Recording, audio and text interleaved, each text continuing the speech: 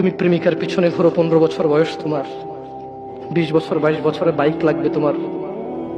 তোমার বাবা বিয়ে করা সত্ত্বেও সে তার যৌবন কাটাতে পারেনি তার বউয়ের সাথে, মানে তোমার মায়ের সাথে, তোমার জামা কাপড়ের ব্যবস্থার জন্য।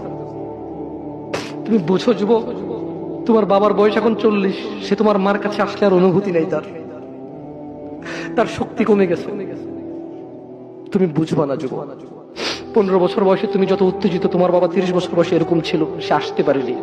তুমি পড়বা বলে, তোমার স্কুলের ফি লাগবে বলে, that much he loves you. তোমার বাবা তোমাকে এত ভালোবাসে যে তোমার এই খারাপ বাবাটা যে তোমাকে বাইক নিয়ে দেয়নি। তুমি নষ্টামি করো, মেয়েদের পিছনে করো, মোবাইল রিচার্জ করে দাও মেয়েদের, তোমাকে যে ডেলি 500 টাকা করে দিতে পারে না। এই লোকটা যদি 60 বছর বয়স পায়, তার জীবনের 20টা বছর, সে এমন 20টা বছর, যে 20টা বছরে সে হাড় ভাঙা পরিশ্রম করতে পারত, করছে, তোমার মায়ের দেখা সে পায়।